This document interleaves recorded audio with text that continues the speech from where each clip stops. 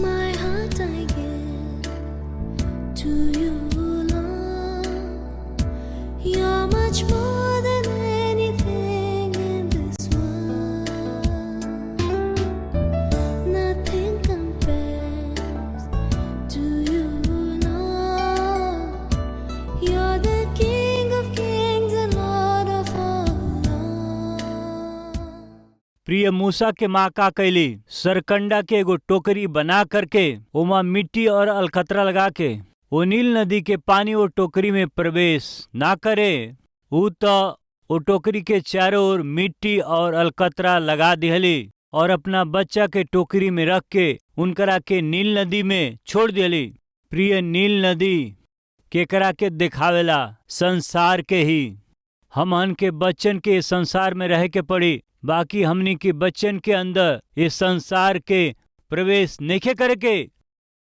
प्रिय भाई और बहन लोग, जब और बच्चा स्कूल जालन तो उरौरी पास घर में ही रहेलन। जब इंटरमीडिएट में जालन तब उरौरी पास घर में रहलन। ओकरा बाद डिग्री के पढ़ाई, ओकरा बाद यूनिवर्सिटी में, ओकरा बाद फिर ऊंचा पढ़ाई, दूसरा प्रांत में, दूसरा राज्य में, दूसरा देश में जाए के पड़ेला। यह तरह से उनके जाए के पड़े तो माता पिता के रूप में रह के का करे के बा, यह करे के बा, उनके छोड़ देवे के बा। उनकरा पढ़ाई खाती या उनकरा भविष्य के बनावे खाती उनके छोड़े के पड़ी। इस तरह से जब रहुआ उनके छोड़ब तो जैसे मूसा के माँ कैली वैसे हर एक लोग के करे के बाटे। वो बोली, हे पिता, हमरा बेटा के छोड़े के समय आ गइल बा, उनके छोड़त हई। बाकी ये सरकंडा की टोकरी में मिट्टी और अलकतरा लगा के छोड़त हई। नील नदी के पानी हमरा बच्चा के बिल्कुल ही ना छुए के बा। फिर कहत हई जहाज पानी में रही, बाकी पानी के जहाज के अंदर प्रवेश नहीं करे के। कलीसिया के ये संसार में रहे के बाटे, बाकी संसार के कलीसिया में प्रवेश नहीं करे के। हमहन के बच्चा संसार में रही हैं, बाकी उनकरी अंदर संसार आवे ये अनुमति नहीं खे। का कैली ऊ माँ कि उनकरा बेटा के जीवन में वो नील नदी के पानी प्रवेश ना करे, उचित सावधानी रखली। का वो सरकंडा की टोकरी में वो अलकतरा लगा दिहली। ओकरा से का भइल, कौनो जगह से पानी आके वो बच्चा के नुकसान ना पहुंचावे, वो रक्षा कैली। प्रिय माता पिता के रूप में हमहन के अपना बच्चन खातिर के का करे के जानत हई। इस संसार हमनी के बच्चन के जीवन में ना आवे, प्रार्थना रूपी अलकतरा हमनी के निश्चय रूप से लगावे के बाटे। वो प्रार्थना रूपी अलकतरा, वो प्रार्थना रूपी बाड़ा अपना बच्चन के चारों ओर ना लगावे के तो शैतान शेर के जैसे ताक में बैठल बा कि केकरा के फाड़ के खाई। विशेष रूप से जवानन के केकर बेटा हमके मिली हैं, केकर बेटी हमके मिली हैं। जवानी में ही उन लोग के जीवन के नाश करे खातिर शैतान उन लोग के खोज में रहेला। प्रिय, एक दिन शैतान परमेश्वर के पास आइल, तब परमेश्वर उनका से कहले, का तू हमरा दास अयूब के देखला कि ऊ कितना खरा हवे, कितना ऊ धर्मी बाड़े। तब शैतान कहलस, ऊ काहे न राउर भक्ति करी है, ऊ काहे न रहुआ विश्वास करी है उनके और उनकर जवन कुछ बाटे उनकरा चारों ओर रहुआ बाड़ा बनले बाड़ा ना। कौनो संकट कौनो विपत्ति उनकरा पर ना पड़े। बाड़ा बनले है ना, ऊ बाड़ा कहाँ से आयल। हर सवेरे उठ के सवेरे प्रभु की उपस्थिति में उठ करके होम बलि के चढ़ावत रहले।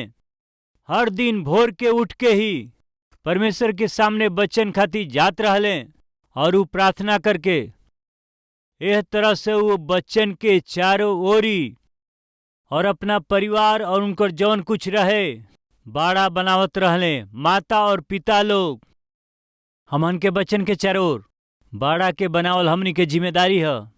मूसा के माँ के अपना बच्चा के जब उनके अपना हाथ से छोड़े के रहे वो ऐसे ही ना छोड़ ली। प्रिय ओ दिन में माता पिता अपना बच्चन के कैसे रक्षा करे के बाबू डर गेले। जब आसपास के लोग आके उनकरा बच्चन के लेके नील नदी में डालत रहले उनके का करे के बाद जान के उनके कुछ समझ में ना आये, खाली वो रोवले, वो बच्चन के रक्षा ना कैले। कृपया सुनी जा, ई महतारी भी अपना बच्चा के नील नदी में ही छोड़ ली। बाकी लोगन के बच्चा तो मर गए, बाकी ये माँ का बेटा मूसा ना मरले। काहे खातिर? बाड़ा। प्रिय माता पिता बाड़ा बांध के वही नील नदी में छोड़ दिहलन जा।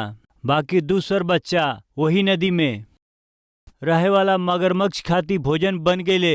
ई माता पिता जौन आत्मिक रहले अपना बच्चा के चारों ओर प्रार्थना के बाड़ा बनौले।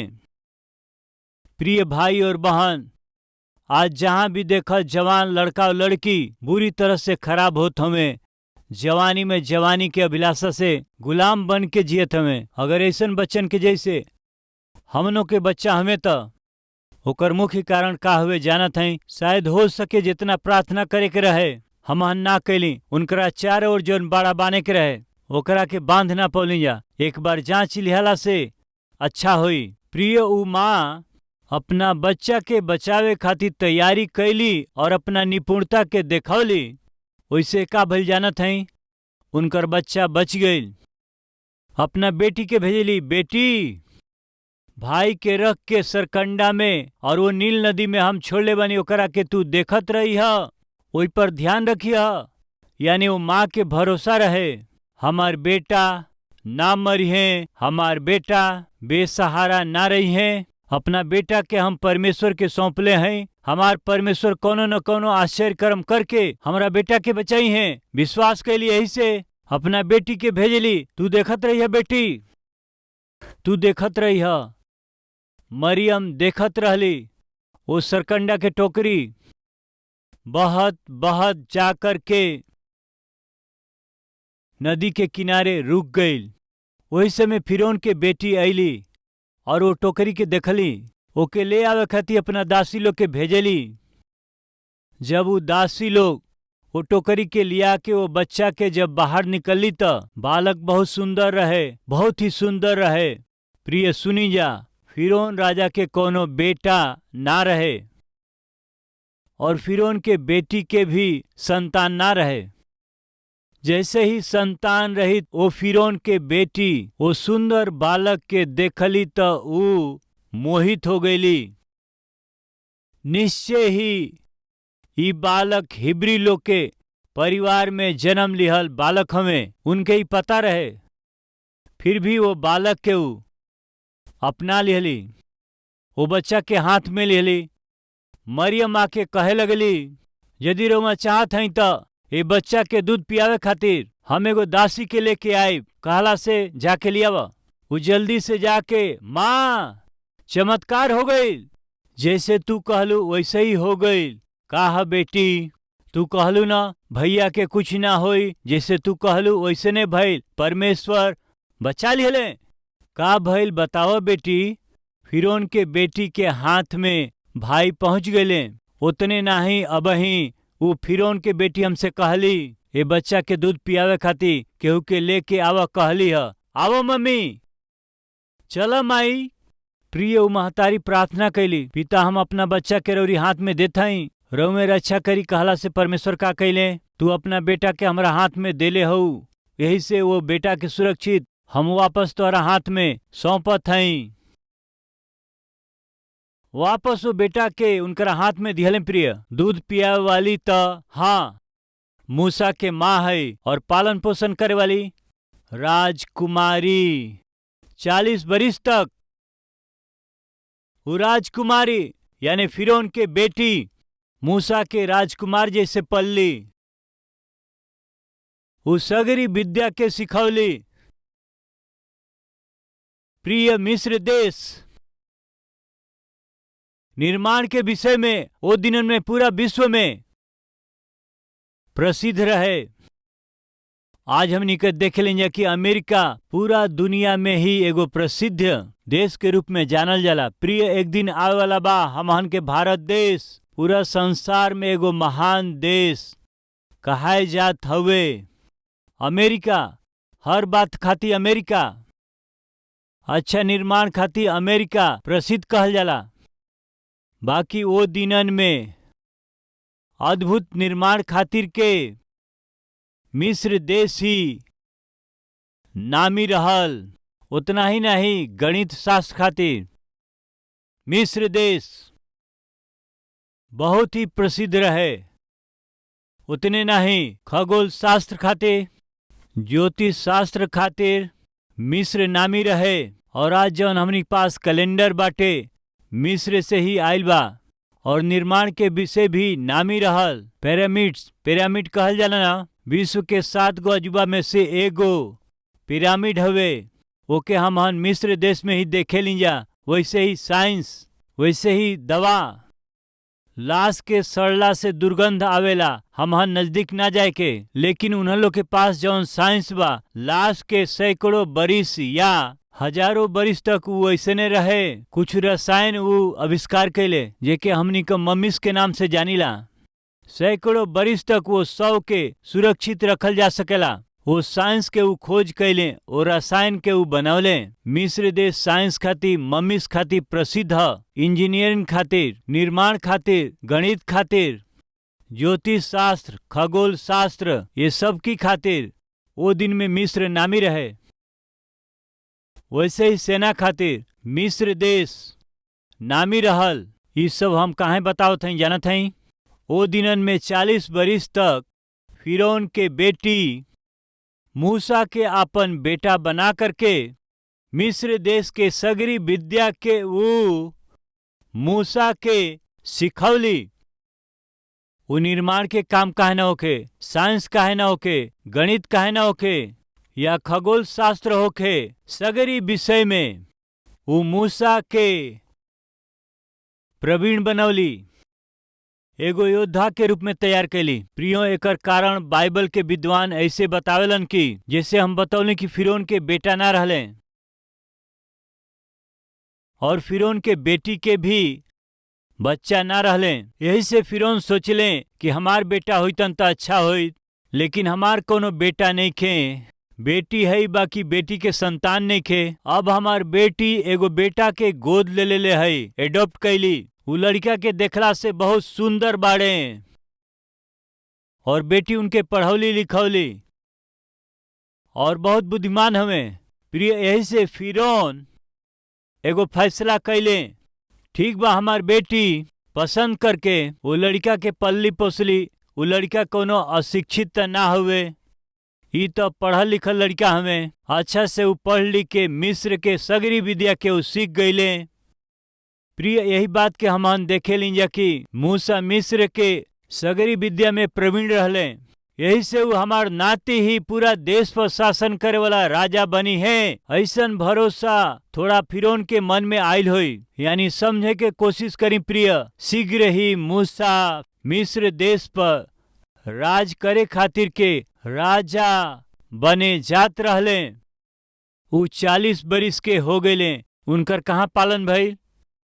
फिरौन के राजमहल में पालन भइल। कैसे भइल? फिरौन के नाती के रूप में, फिरौन के बेटी के द्वारा जे सगरी विद्या के सीखले। उनकर का इंतजार करत हवे? सिंहासन इंतजार करत हवे, शासन इंतजार करत हवे।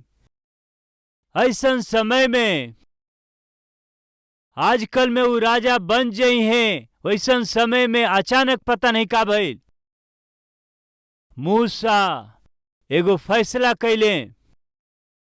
वो फैसला के अपनी माँ के जे पालन पोषण कैली बतौले, माँ जवन हम फैसला कैले हई ओकरा से रउआ के दुख लागी, बाकी ओके बतावल जरूरी बा। का बेटा? माँ हम तोहके छोड़ के जात हई। का कहत हव तू? हम तोहरा छोड़ के जात ही नहीं खी। ये राजमहल के सुख के, ये राजमहल के त्याग के हम जात हई। बेटा तू का कहत हव? 40 साल हम तोहके आँख के पुतली जैसे पलली, माँ ना भइला पर भी एगो महतारी जैसे हम तोहर पालन कैली। अभी देश के भविष्य तोहरे पर निर्भर बा। नाना के कोनो पोता पोती नहीं खन, तू ही बारिश हव। हम सब के आशा रउए पर बाटे। ये देश के भविष्य तोहरे पर बाटे। हम जात हई। काहे तू कहत हव? हम काहे जाइल चाहत हव तू? हकीकत के हम जान गईल हई। का जान गईल हव? रउआ हमरा के पालन पोषण कैली या नाना हमरा के नाती मान लेले हमें। बाकी हमके अपना लोगन के पक्ष में खड़ा होके के पड़ी। हमार लोग मिस्री लोग ना हमें, हमार लोग इस्राएली लोग हमें। इस्राएली प्रजा हमरा सामने गुलाम होके जियता तो इस्राएली प्रजा हमरा सामने कठिन परिश्रम करत हमें तो ये फिरौन के सरकार, ये फिरौन के सेना, फिरौन के लोग हमरा लोगन के साथ गुलाम जैसे व्यवहार करत हूँ तो हम नहीं सह पावत। अब हम जा करके उन्हन लोग की ओर से तोहन लोग से संघर्ष करब। का हई? ई का ह? पालन पोषण करके सगरी विद्या के हमहन सिखौली। हमहन के विरोध में तू युद्ध करे के तैयारी करत हव। का कहत हव बेटा? माँ हम युद्ध नहीं कल चाहत, हम न्याय खातिर लड़त चाहत हई। हो सके कि हमरा ये फैसला से रउआ के दुख होई, बाकी हम ये फैसला के करत हई। प्रिय मूसा के मिस्र पर शासन करे के रहे, बाकी राज कैला से बढ़ के परमेश्वर के जौन प्रजा इस्राएली लोग के पक्ष में खड़ा भइल हमके उत्तम बाटे। वही दिन मूसा फैसला कैले। हम पूछत हई कि एगो बड़ा त्याग हवे कि नाही? हम पूछत हई का एगो बड़ फैसला ना ह? ई लोग के ह गुलाम हवे और ई लोग के ह शासन करे वाला हवे। ई मूसा के रहल कल या परसों शासन करे वाला। कल या परसों इस सिंहासन पर बैठ जाई हैं, देश पर शासन करी हैं। ऐसन भविष्य उनकरा आगे बात। वो सुनहरा भविष्य के उ छोड़ के ये गुलामी में रहे वाला लोगन के पक्ष में खड़ा होके उन्हन खातिर के परमेश्वर की ओर से उ अगुआ बनल चाहत हमें। ये कहाँ तक सही बात देखे के आई? इब्रानियों के पत्री 11 अध्याय 23 वचन से, विश्वास ही से मूसा के माता पिता पैदा भइला के बाद में 3 महीना तक उनके छिपा के रखले। काहे कि उन्हन लोग उ देखले कि बालक सुंदर हवे और उ लोग राजा की आज्ञा से ना डरले और विश्वास से ही मूसा तो सयाना होके फिरौन के बेटी का बेटा कहाए से इनकार कैले। एक खातिर की उनके पाप में थोड़ा दिन के सुख भोगला से परमेश्वर के लोगन के साथ दुख उठावल उत्तम लागल। का लिखल बा? जब उ सयाना भइले, बिल्कुल साफ बा। 40 बरिस के भइला के बाद वो एगो फैसला करते हुए कहा जानत हई? फिरौन के बेटी का हम बेटा कहाए से अच्छा बा। यानी कल या परसों फिरौन के बेटी का बेटा ही देश पर शासन करी हैं। ऐसन समय जब आवत रहे, ऐसन समय में मूसा ई फैसला कैले और फिरौन के बेटी के बेटा कहाए से मूसा इनकार कर दिले। एक खातिर कि उनके पाप में थोड़ा दिन सुख भोगला से परमेश्वर के लोगन के साथ दुख भोगल अधिक अच्छा लागल। उ मसीह खातिर निंदा सहला खातिर मिस्र के भंडार से बढ़न धन समझ ले। प्रिय के रही मूसा? प्रेरितों के काम 7 अध्याय 20 पद। उस समय मूसा पैदा भइले। कौना समय में? 20 पद। हमहन के बाप दादा के साथ यहाँ तक बुरा व्यवहार कैले कि उन्हन लोग के अपना बच्चा के फेंक देवे के पड़ल। प्रिय बच्चन के मार दिला के समय, ऐसन खतरा के समय, संकट के समय मूसा पैदा भइले। प्रिय आज हमन के बीच केहू बा का? ऐसन कहे वाला संकट के समय हमार बेटा पैदा भइले। संकट के समय बेटी पैदा भइल बाड़ी, बीमारी के समय, विपत्ति के समय, आर्थिक तंगी के समय राउर संतान भइल का? आज ऐसने ही स्थिति नइखे कहल जाई। आर्थिक संकट घेर ले बाटे त हॉस्पिटल में पत्नी कल या परसों बच्चा के जन्म देवे वाली है और दवाई खातिर भी पैसा नहीं खे। ऐसन स्थिति में बच्चा के जन्म दिहले ऐसन माँ नहीं खी और कोनो महतारी बीमारी के समय परेशान भइला के समय में बच्चा के जन्म दिहली ऐसन माँ ना है कहल जाई। वो आर्थिक समस्या हो सकेला, बीमारी के समस्या हो सकेला, अपमान और कष्ट के समय हो सकेला, भूखमरी के समस्या हो सकेला। ऐसने समय में बच्चा के जन्म दिहली केहू बाटे का? तब फिर सुनी प्रिय, ऐसन परिस्थिति में रहुआ के परमेश्वर संतान दिहले तो वो बच्चा के परमेश्वर उत्तम रीति से परमेश्वर आशीष दी है। रहुआ हिम्मत से रही, धीरज से रही। कम से कम अपना बच्चा के भोजन नहीं दे पावत, कम से कम अपना बच्चा के पेट भर दूध नहीं दे पावत। ऐसा न भागा स्थिति में, दीन स्थिति में, दरिद्र स्थिति में प्रभु काहे हमके बेटा दिहली, प्रभु काहे हमके बेटी दिहली। कम से कम बच्चा के खुशी के भी हमने की पूरा कर पावत। निराश मत होई या दुखी मत होई। सहारा देवे वाला पति ना भइला से, समझे वाला ना होइला से एक तरफ एक और दुख चिंता, दूसरी तरफ आर्थिक समस्या जब रउआ के डावाडोल कैले रहे तबे और संतान भाई रउआ चिंता मत करी। वही दिन मूसा के माँ जब मूसा के जन्म दिहली तब वो दिन अच्छा ना रहल, भयानक संकट के दिन रहल। बच्चा पैदा होते ही जीवित रहला के गारंटी ना रहे, ऐसन दिन रहे वो। तब मूसा के जन्म भइल। वो बेटा के विषय में परमेश्वर एगो उत्तम उद्देश्य के रखले रहले। रौरी बेटा के विषय में भी परमेश्वर एगो उत्तम उद्देश्य के रखले हमें। हम चाहते हैं रउआ हिम्मत से रही, पढ़त हई। ऐसने समय, संकट के समय, विपत्ति के समय मूसा पैदा भइले। वो परमेश्वर के दृष्टि में बहुत ही सुंदर रहले। वो अपना पिता के घर में 3 महीना पालल गए। जब नील नदी में फेंक दिहल गईले त मूसा के बेटी उठौली, अपन बेटा बना के पलली, अपन बेटा बना के पलली। मूसा के मिस्री लोगन के सगरी विद्या पढ़ावल गईल, सगरी विद्या पढ़ावल गईल। और वचन और कर्म दोनों में बहुत सामर्थ्य रहले। हमनी के का समझे के बाद जानत हई, उ शासन करे खातिर तैयार रहले। देश पर राज करे खातिर के सगरी विद्या के वो सीखले। उतने ना, वो ओ सगरी विद्या में निपुण रहले, बहुत ही सामर्थ्य। तलवार चलाव में होके या अगुआ होके आगे रह के अगुवाई करे में होके बहुत ही प्रवीण रहले, वो बहुत ही निपुण रहले। प्रिय, फिरौन के बेटी जब भी मूसा के देखत होई हैं बहुत खुश होत होई हैं, हम इनके पैदा ना कैली, बाकी हमारा खातिर कीमती हमें, ई सोच के खुश होत होई हैं। कृपया ध्यान दें, मूसा के जीवन में कल या परसों मिस्र पर शासन करे के अवसर रहे तो अचानक ही मूसा में बदलाव आ गई। कैसन बदलाव?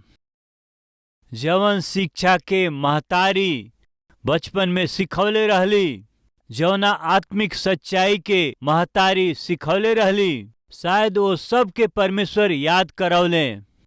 मूसा, तोहरा के मिस्र देश पर शासन नइखे करे के, तोहके ये गुलामन के अगुवाई करे के बा, तोहके मिस्र के गुलामी में से छुड़ा के कनान देश में पहुंचावे के बा। शायद परमेश्वर मूसा से ऐसे ने कहले हुई हैं।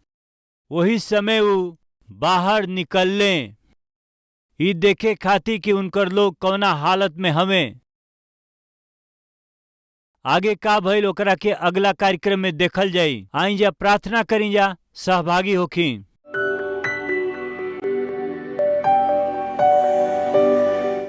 महान पवित्र हमहन के स्वर्गीय पिताजी स्वर्ग के सिंहासन के रुआ छोड़ के हमनी खाती ये जगत में अली। यही से पूरा हृदय से राउर स्तुति धन्यवाद करत हई जा। पिता चरण में आके हमहन रउआ से विनती करत हई जा, कृपया हमनी के हृदय के भय के दूर कर देई, हमनी के जीवन के दुख के दूर करी है पिता।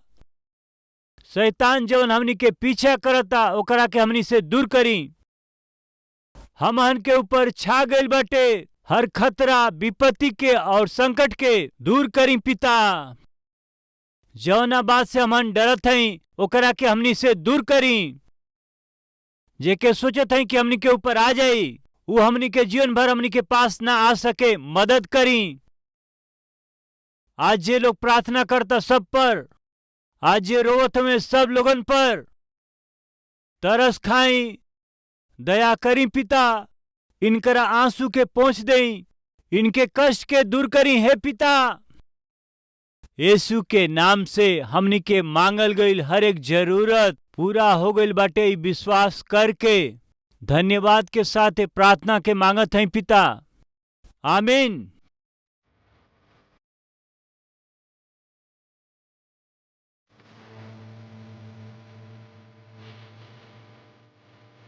प्रभु में अति प्रिय भाई और बहन, रउआ सबके सालोम रउआ अच्छा है। कलवरी आवाज 2003 में शुरुआत भइल और आज 2023 के 20 बरिस हो चुकल बा। प्रिय रउआ ये टीवी प्रोग्राम से प्रेम कैली, प्रोत्साहित कैली, प्रार्थना कैली और उतने नहीं अपना भेंट के जरिए रउआ सब मदद कैली। यही से हम रउआ सबके पूरा दिल से धन्यवाद करत हई।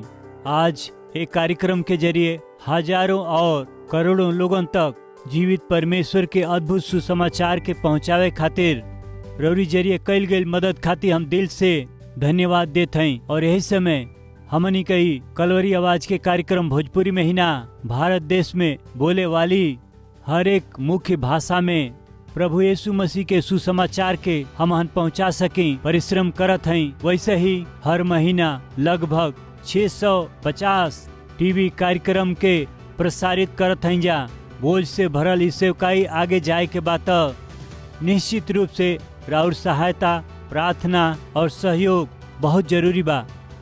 एगो कार्यक्रम के प्रसारण खातिर अनेक चैनल के माध्यम से 20,000, 30,000, 40,000, 50,000 तक एगो कार्यक्रम खातिर खर्चा करे के पड़ेला।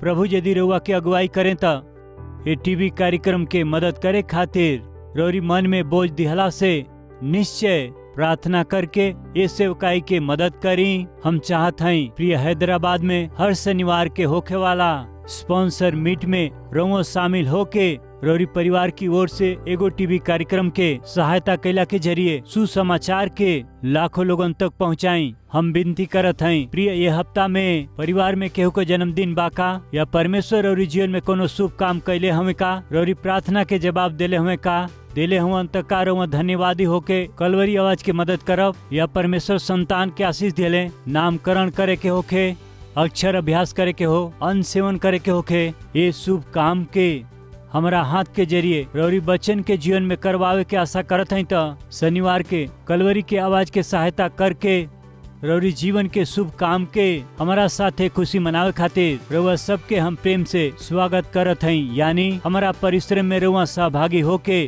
अपना खुशी के बांटी, रौरी खुशी में हम सहभागी होके रौरी खुशी के पूरा करे के बा। दिल से चाहत हम ये अद्भुत परमेश्वर के सुसमाचार के संसार के पहुंचावे के प्रक्रिया में रौरी प्रार्थना और उत्साह के चाहत हम प्रभु में राउर प्रिय सतीश कुमार।